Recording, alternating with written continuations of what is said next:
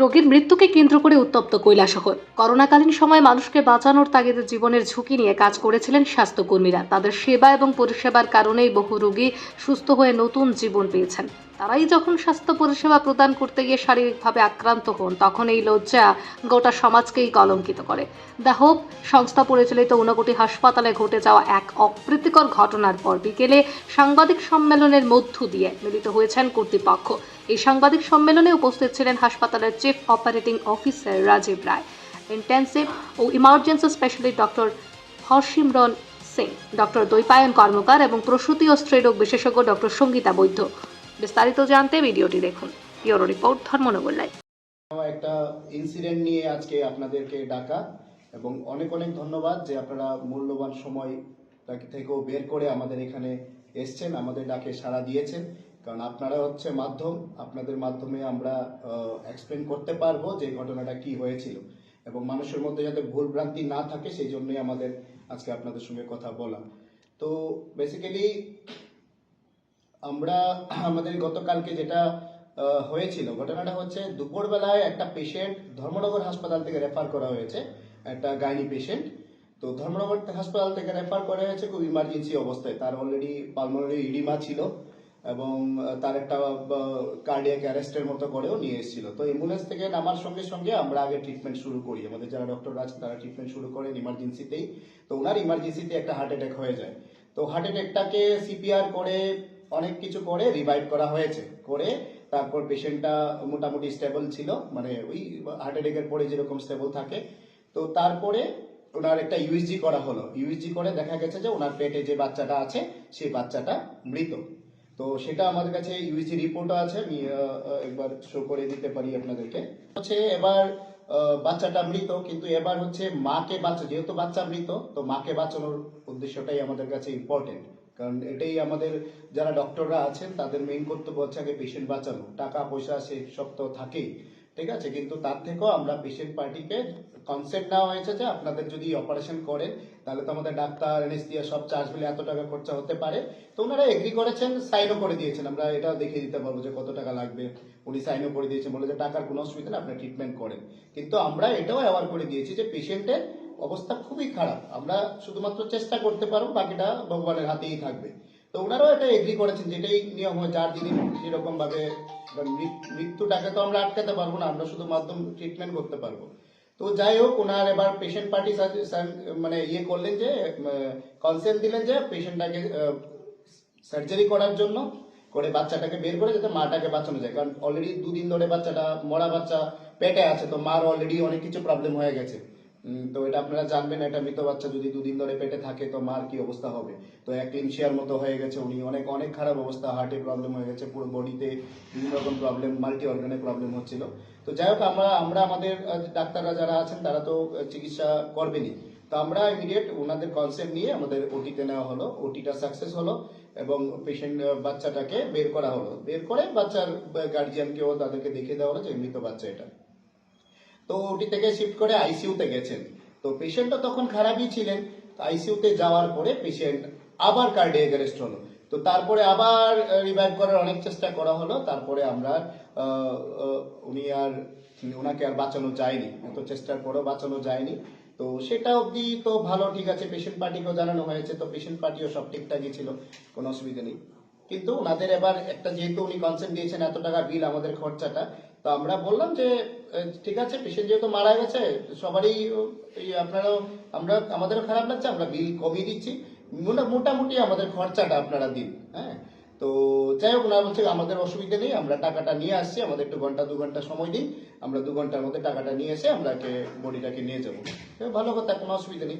তো 2 ঘন্টা পরে যখন ওনাদের ইনফর্ম করা হলো আমাদের আধ ঘন্টা আরো টাইম দিন, যে আমরা আরেকটু কম টাকা দেবো। তো বললো ঠিক আছে, কম টাকা টুকার ব্যাপার তো পরে আসবে, আপনারা দিন, যত টাকা আছে আপনারা সেরকম ভাবে দিন। খরচাটা তো অ্যাটলিস্ট, কারণ প্রাইভেট হসপিটাল আপনারা জানেন অনেক খরচা, একটা আইসিইউ, এটা ওটি করতে আপনি অ্যানেস্থেসিয়া ডাক্তার যাকে আছে টাকা দিতে হবে, যে সার্জন আছে তাকে টাকা দিতে হবে, যে ওষুধপত্র লেগেছে সেগুলি লাগবে, তো সেগুলি তো মিনিমাম। তো আমরা মেইন ইয়েটা রাখলাম না, কিন্তু ঠিক আছে মিনিমাম খরচাটা রেখে আমরা ছাড়ার ইয়ে ছিল। যে এবার ওনারা বললেন, ওনারা টাকা পয়সার কথা কিছু বলেননি যে আমাদের অসুবিধা আছে বা কিছু, ওনারা একটু কম রাখবেন, ঠিক আছে কম রাখবো। তো সেই ক্ষেত্রে যেটা হয়েছে হঠাৎ করে আধ ঘন্টা 1 ঘন্টা ধরে আসছে না 8:30 নাগাদ তখন একদল দুষ্কৃতী হুট করে এসে প্রায় 50-60 জন 70 জনের মতো লোক এসে হঠাৎ করে এসে হসপিটালে হামলা শুরু করলো।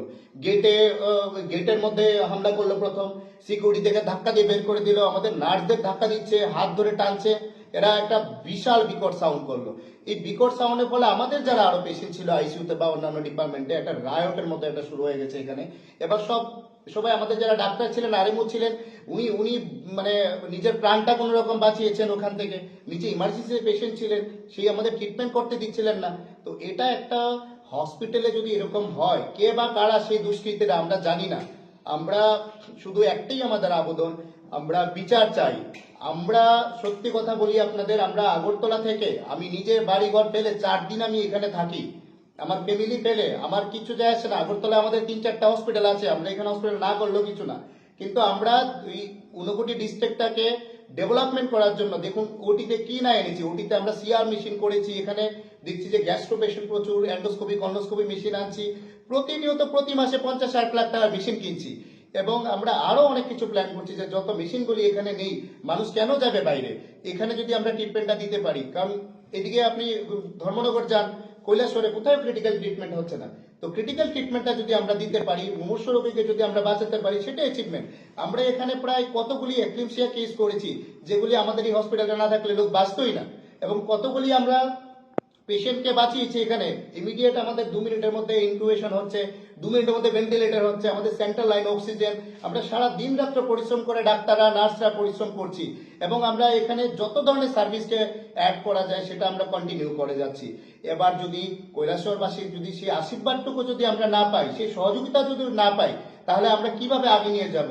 আমরা এই হসপিটালটা করেছি, দেখুন আমরা এই হসপিটাল করেছি আমাদের মানে ম্যানেজমেন্টের পক্ষ থেকে। আমরা 3-4 বছর কোনোদিনও রোজগার পাবো না এখান থেকে আমরা জানি, কারণ এত স্টাফ, 100 স্টাফের এমপ্লয়মেন্ট আমরা এখানে দিয়েছি। 100 জন লোক স্টাফ এখানে কাজ করে, তাদেরকে আমরা তারা তো এটাতে দুটো 4 মুঠো ডাল ভাত খাচ্ছে। তো এত এমপ্লয়মেন্ট দেওয়া হচ্ছে এখানে, আমরা এই জায়গাটাকে ডেভেলপ করার চেষ্টা করছি এবং সবকিছু করছি। এবং সেটা যদি এলাকাবাসীর সহযোগিতা যদি না পাই আমরা, এবং পেশেন্টদের যদি এরকম প্রবলেম, এটা সিম্পল একটা প্রবলেম, ওনাদের পেশেন্টের টাকা না থাকলে ম্যানেজমেন্টে আসে বলতো যে আমার কাছে টাকা নেই, আপনারা ছেড়ে দিন, কিছু একটা হবে। তাহলে উনি কেন আগে সাইন করলো যে আমি যত টাকা লাগবে দেবো? তাহলে কেন সাইন করলো ওনারা আগে? ঠিক আছে, তো আমরা ডেভেলপমেন্ট চাইছি।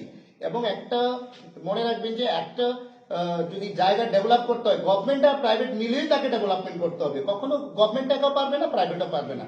আমরা ডিস্ট্রিক্ট হসপিটাল খুব ভালো কাজ করছে, তারা যে কাজগুলি করছে না আমরা করছি।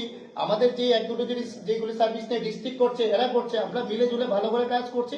কেননা কৈলাসহরে পেশেন্টটা যাতে ইমার্জেন্সি মুভমেন্টে তাদের ট্রিটমেন্টটা পায়, অ্যাটলিস্ট টাকা পয়সা আমরা ভাবছি না।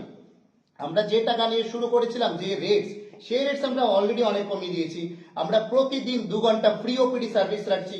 এই ডক্টরদের, এত সিনিয়র ডক্টরদের কনসালটেশন নিতে গেলে 300-400 টাকা খরচা হয়, এবং প্রচুর সংখ্যক লোক প্রতিদিন আসছে, 10টা থেকে 12টা অবধি আমরা ফ্রি ওপিডি রেখেছি এখানে, যাতে মানুষের সুবিধা হয়। এবং আমরা ডায়াগনস্টিক টেস্টে ডিসকাউন্ট করার চেষ্টা করি, কোনো পেশেন্টের যদি ট্রিটমেন্টে তার করি সে চেষ্টা করি। এবং সবথেকে বড় কথা হচ্ছে আমরা যুদ্ধ করে, জানি আয়ুষ্মান ভারতের পয়সা পেতে অনেক দেরি হয়, তবু আয়ুষ্মান ভারত নেওয়ার জন্য আমরা যুদ্ধ করছি। কারণ আমরা দেখেছি এখানে একজন দাদা আছেন, ওনার বাবার অপারেশন করতে গিয়ে আমরা টিএমসি তে করিয়েছি আয়ুষ্মান দিয়ে, কেন টাকা দেবে? তো সেই জন্য আমরা চেষ্টা করছি যে ইমিডিয়েট আমরা আয়ুষ্মানকে ঢোকানোর জন্য ডেইলি বেসিস আমরা মিটিং করছি, যে আয়ুষ্মানটাকে জানুয়ারি 1 তারিখ থেকে লঞ্চ করার জন্য। ঠিক আছে, তো সেটা কার উপকার হবে? মানুষের উপকার হবে, জনসাধারণ উপকার হবে। আর আপনারা জানেন কৈলাসহরের মতো একটা জায়গাতে বাইরে থেকে ডক্টর আনা কত কষ্ট, এখানে ডক্টরদের থাকার মতো কি পরিবেশ আছে সেটা আমরা বিল্ড আপ করছি, ডক্টরদেরকে আনছি। উনি আগরতলা থেকে ম্যাডাম সকালবেলা ঘুরে ট্রেনে আসে, 4-5 দিন করে থাকে, আরো ডক্টররা আসে, স্যাররা ফ্যামিলি পেলে এখানে পুরো থাকে, স্যার বাইরে কলকাতা থেকে এসেছেন, স্যার এখানে থাকেন। সবার উদ্দেশ্যটা কি একটাই, আমরা যদি ট্রিটমেন্ট পরিষেবাটা ভালো দিতে পারি, সেটাই আমাদের উদ্দেশ্য। তো আমরা জনগণের সহযোগিতা চাই, এরকম ইনসিডেন্টে আমরা বিচার চাই, কারণ আমাদের স্টাফরা সেফ বলে আমরা মনে করছি না। এবং সেটা আমরা প্রশাসনের কাছেও বলবো যে আপনারা আমাদের কি সিকিউরিটি দেবেন সেটাও আপনারা ভাবুন, কারণ আমরা একটা ইনভেস্টমেন্ট আমরা করেছি এজ এ একটা এলাকার ডেভেলপমেন্টের জন্য। সেই ডেভেলপমেন্টটা আপনারা ভাবুন, আমাদের সহযোগিতা করুন, আমরা আরো কিভাবে ডেভেলপমেন্ট করতে পারি, আমাদের স্টাফরা কিভাবে আরো সেফ থাকতে পারে। এবং আমরা তার বিচার চাই, এবং তার অ্যারেস্ট আমরা একটা এফআইআর করেছি আজকে, আমরা এখানে আমরা যে এন্ট্রি করেছি থানাতে, এবং আমরা দেখছি যে এখন প্রশাসন কি করছেন।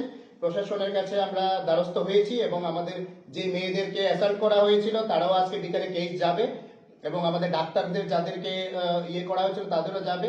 এবং আপনারা জানেন মেডিকেল স্টাফদের, সেটা আপনারা করোনার সময় ঠিক বুঝেছেন, সবাই সমস্ত দেশবাসী বুঝেছে করোনার সময় আমরা নিরলস নিজের জীবনকে বাজি রেখে সবার জন্য কাজ করেছি। তো আজকের দিনে আপনারা কেন ভুলে যাচ্ছেন? সবাই এলাকাবাসী কেন ভুলে যাচ্ছেন? ডক্টরদের কেন মার হচ্ছে? দুদিন আগেও একটা ডক্টরের এখানে হয়, আজকে ওখানে, কালকে এখানে।